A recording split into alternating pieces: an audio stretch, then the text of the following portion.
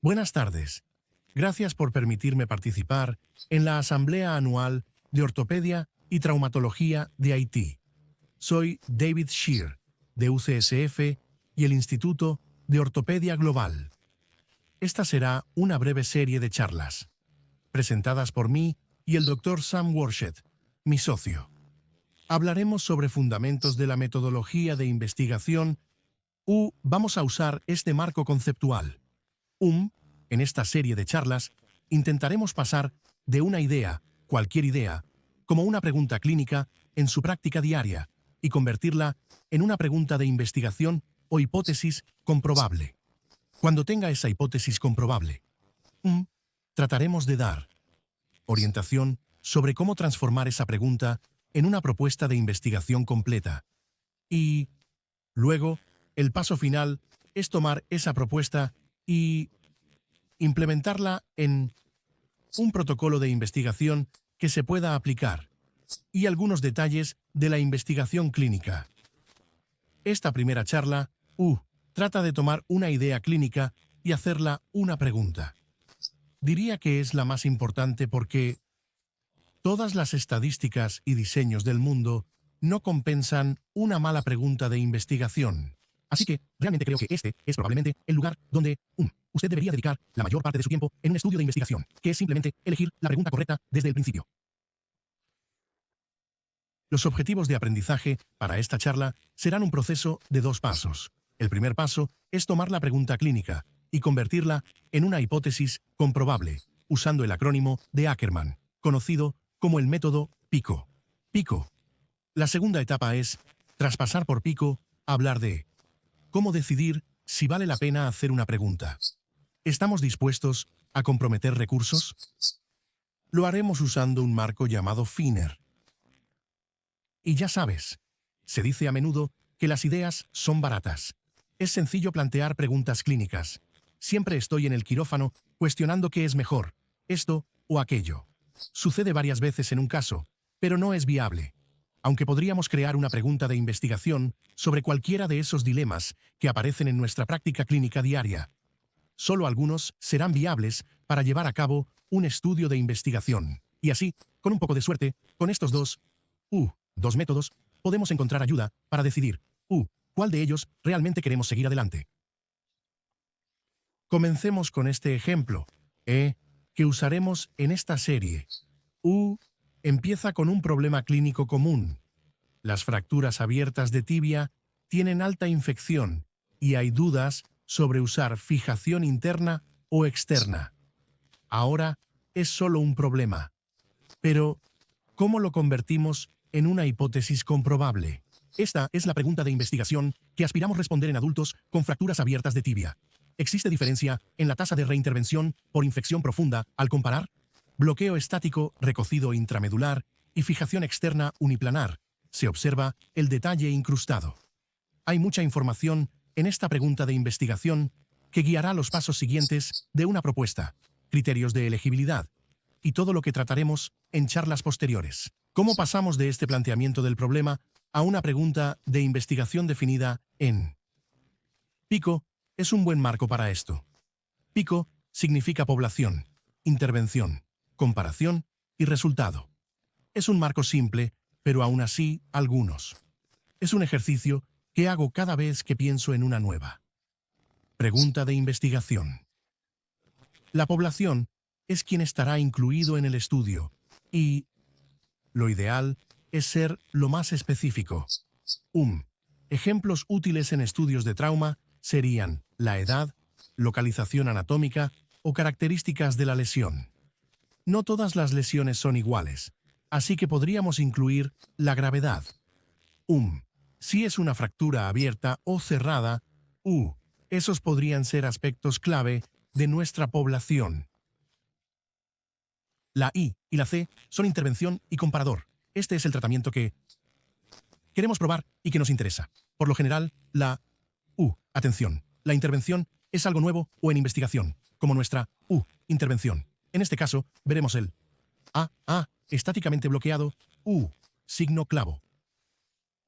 Y luego, el comparador es el estándar actual de atención, que dependiendo del contexto podría ser un fijador externo uniplanar. Los resultados son para comparar la intervención y el comparador. Hay diversos resultados a elegir. Lo discutiremos más en el desarrollo de la propuesta. Pueden ser criterios clínicos, resultados de rayos X o costes. La clave al desarrollar su pregunta es diseñar el estudio en torno a un resultado primario. Y eso es en lo que se basará su análisis de potencia y todas esas cosas relacionadas. Por lo tanto, volviendo a nuestra pregunta de investigación, nuestra población, como hemos mencionado, podríamos decir que no estamos interesados en los niños. No queremos centrarnos en las fracturas cerradas, sino en el eje tibial, en lugar de adentrarnos en las líneas P y las mesetas. Así que nuestra población podría ser adultos con fracturas abiertas del eje de la tibia, específicamente OTA, tipo 42. Nuestra intervención, como he mencionado anteriormente, será el enclavado intramedular, que está bloqueado de manera estática. Lo compararemos con un fijador externo uniplanar, no de anillo.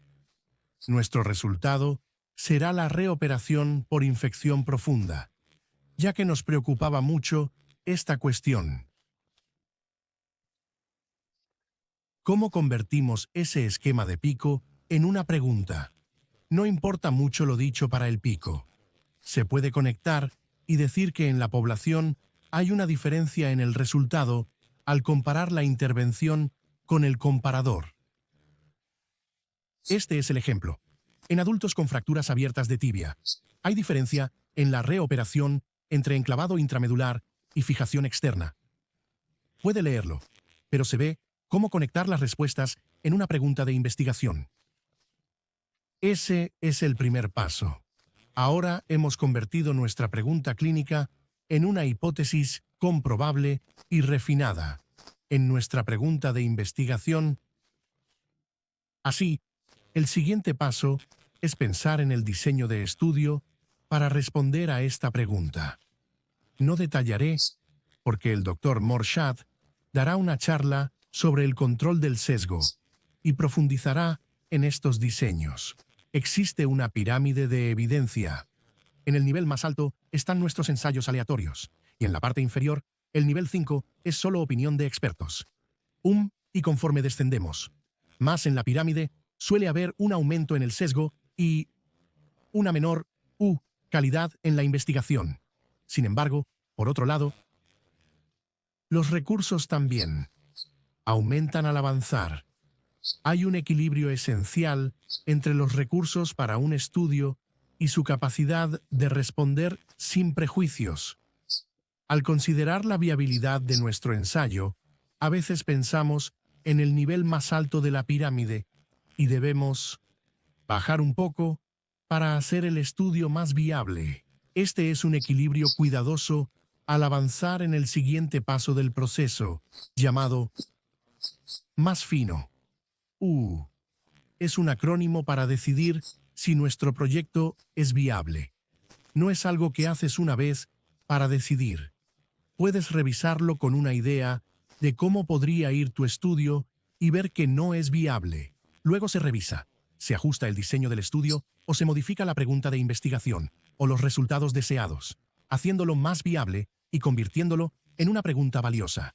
Pero, así que tenlo presente mientras avanzas. Esto no es algo de una sola vez. Puedes pasar por varias iteraciones de tu proyecto antes de estar listo para llevarlo al siguiente nivel. ¿Qué significa FINER? Veamos. Es un acrónimo factible, interesante, novedoso, ético y relevante. ¿Qué significa cada uno? La F es de factible. La factibilidad es lo primero que puede derribar una idea de investigación. Hay varios factores en la viabilidad. Y si un proyecto es realista, uno de los más importantes es el tamaño de la muestra. Y si intenta hacerlo todo, ya sabe, un estudio. Ya sabe, observando las tasas de infección en su centro y no ve muchas infecciones, no será viable responder con un ensayo aleatorio. Pero a veces, al cambiar el diseño de la investigación, tal vez involucre a otros centros o cambie su resultado a algo más común o una población de estudio más común. En resumen, es crucial contar con el tamaño adecuado de la muestra para que sea viable. El tiempo es un factor clave para la viabilidad. ¿Tienes tiempo para recopilar los datos o realizar el estudio? Si no, ¿tienes fondos para contratar a alguien que te ayude? Si la respuesta a ambas preguntas es no, entonces quizá no sea viable llevar a cabo un estudio prospectivo que requiera mucha recopilación de datos. Pero no significa que no puedas hacerlo, solo que quizás debas ajustar el diseño de tu estudio. La viabilidad es crucial. Reflexiona antes de empezar un proyecto. La palabra interesante se explica bastante bien por sí sola. Si vas a invertir tu tiempo y esfuerzo, es importante que el proyecto sea algo que realmente te apasione. A veces, estos proyectos pueden llevar varios años en completarse y, para que tengas éxito, debe ser algo que te interese profundamente. Además, esperas que también despierte el interés de los demás. Al final, no querrás elegir un proyecto que no mantenga tu interés durante todo el proceso. N es para la novela, lo cual significa, ya sabes, ¿se ha realizado este estudio antes? Y, cada vez que tengo una nueva idea de investigación, lo primero que hago es ir a PubMed. Hago una búsqueda exhaustiva y veo qué más hay disponible. Y a veces te encuentras con que, ya sabes, alguien ya ha hecho, ya sabes, un estudio realmente completo que ya responde a tu pregunta. Y entonces no es realmente necesario repetirlo. Otras veces, hay una necesidad real, o no se ha hecho en su entorno. Y tal vez no sea aplicable a su lugar. Así que puede haber formas novedosas. Este es un punto de partida clave. La ética es crucial y siempre debe enfatizarse. No todas las preguntas de investigación son éticas, y esto puede depender del diseño del estudio. Un ejemplo clásico es analizar retrasos en el tratamiento. Podría interesarle si el retraso importa, pero no es ético asignar aleatoriamente a los pacientes a un retraso. No se puede hacer un ensayo aleatorio para comparar tratamiento temprano con tardío. ¿Quién querría que una moneda decidiera si la cirugía se hace a tiempo? A veces se aborda cambiándolo a un estudio observacional. Aunque pueda añadir sesgo, la ética será la prioridad. Y finalmente, la pertinencia. Su proyecto de investigación cambiará de alguna manera la práctica clínica o influirá en la política de alguna forma. Esto es algo muy importante en lo que debe asegurarse de no caer. No quiere simplemente realizar un proyecto solo para obtener una publicación para usted mismo. Algo por el estilo. Realmente debería existir de alguna manera. Una forma en la que pueda, en última instancia, cambiar cómo se trata a los pacientes, o al menos cómo los responsables de tomar decisiones, abordan un problema. Así que considero que esto es realmente crucial. Cuando hayas superado esto y tengas tu pregunta de investigación, solo debes preguntarte, con base en todo eso, si merece la pena responder a esta pregunta y si estás dispuesto a dedicar los recursos, siendo el principal tu tiempo y esfuerzo personal.